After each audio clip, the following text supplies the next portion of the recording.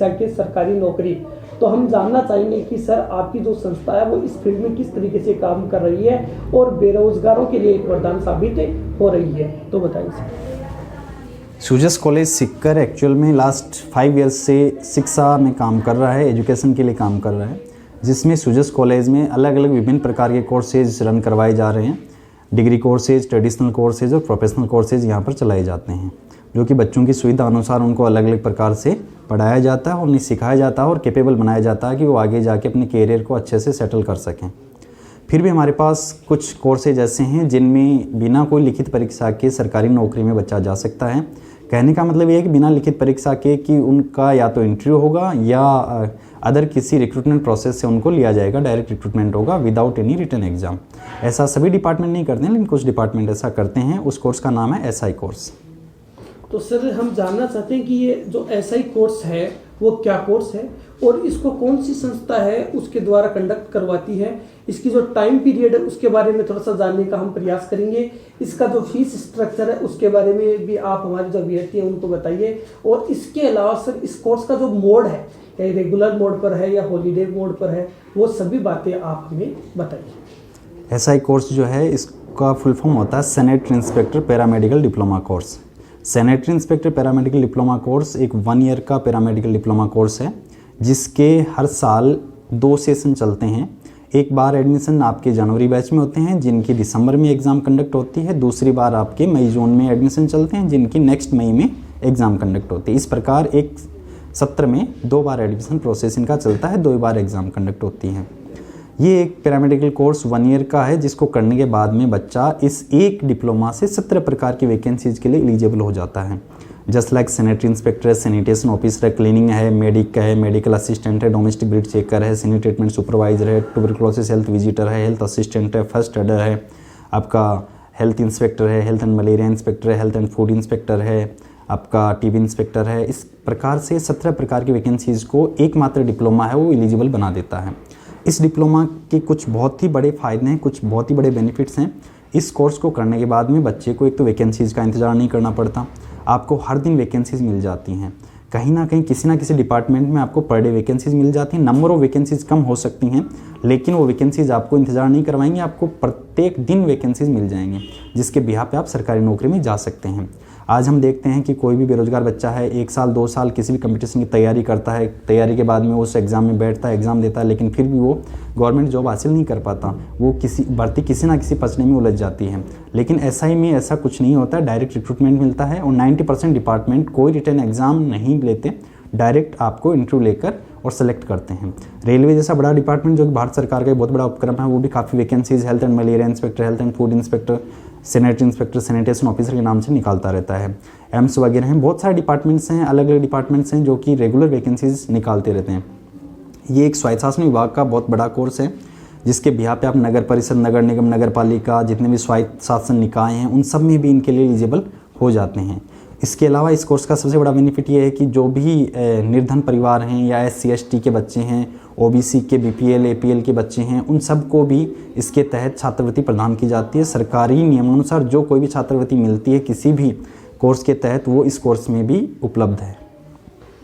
तो दोस्तों, सर ने इस कोर्स के बारे में हमें एक संक्षिप्त जानकारी दी है और इन्होंने एक बताया कि आपको जो बेरोजगार जो अभ्यर्थी हैं उनको इंतज़ार नहीं करना पड़ता है कि कब परीक्षा आएगी या कुछ नई वैकेंसी निकले। तो ये जो वैकेंसियां हैं इनकी जो संख्या वो कम हो सकती है, लेकिन नियमित रूप से आती है।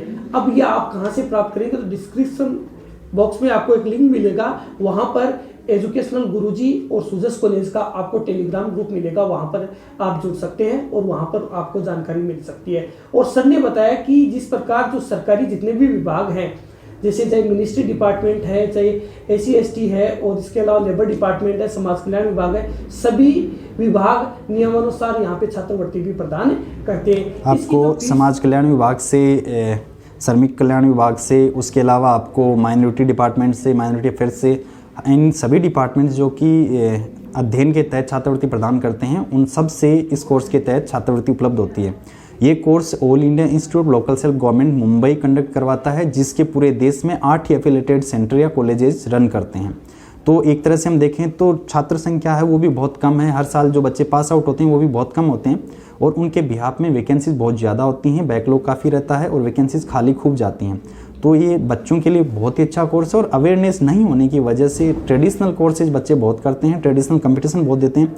आज पटवारी, ग्राम सेवक, चपड़ासी तक की वैकेंसी निकलती है तो लाखों फॉर्म भरे जाते हैं, लेकिन जब एक सैनिटरी इंस्पेक्टर वैकेंसी निकलती है तो कुछ हज़ारों की संख्या में फॉर्म लगते हैं, जिसके बिहाफ पे आसानी से बच्चा उनको फाइट करके और सरकारी नौकरी में जा सकता है।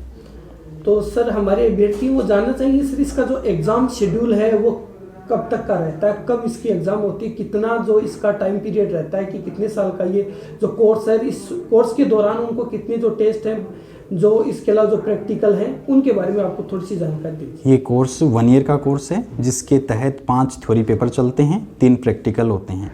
3 प्रैक्टिकल में 2 प्रैक्टिकल सब्जेक्ट हैं, 1 वाइवा होता है।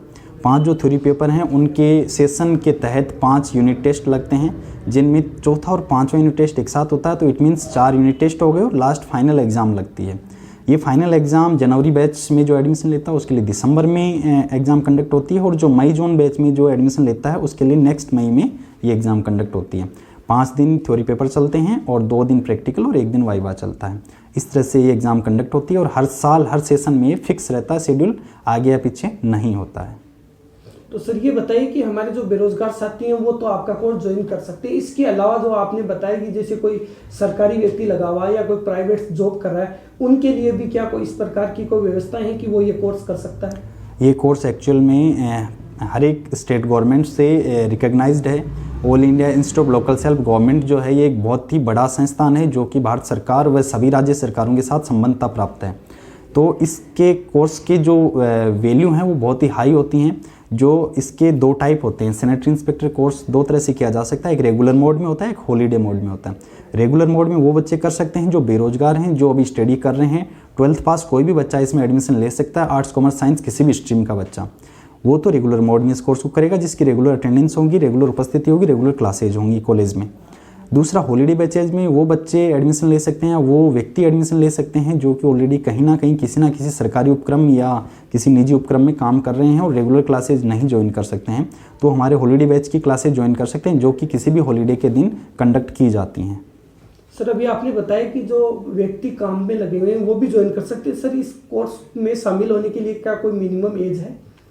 इसमें 16 से लेके मिनिमम 16 साल का कोई भी बच्चा इसमें एडमिशन ले सकता है और लास्ट 42 ईयर्स तक इसमें एडमिशन लिए जा सकते हैं, क्योंकि इसकी वैकेंसीज 44 ईयर्स तक आती हैं। तो कोई भी बच्चा इसमें एडमिशन तब तक ले सकता है और इसको करके और सरकारी नौकरी में जा सकता है। इसके अलावा सर आपने बताया कि इसमें लगभग 90% जो संस्थान है वो बिना लिखित परीक्षा के बच्चों को जो अपना जॉब है वो ज्वाइन करवाते हैं और 10% ऐसी संस्थाएं हैं जो थोड़ी सी लिखित परीक्षा का आयोजन भी करवाते हैं। तो सर गवर्नमेंट जॉब में लगने के लिए जो इंटरव्यू प्रोसेस है उसके बारे में आप हमारे अभ्यर्थियों को कुछ बताइए। तो इसमें 90% डिपार्टमेंट्स हैं वो डायरेक्ट रिक्रूटमेंट रखते हैं ऑन बिहाफ ऑफ इंटरव्यू।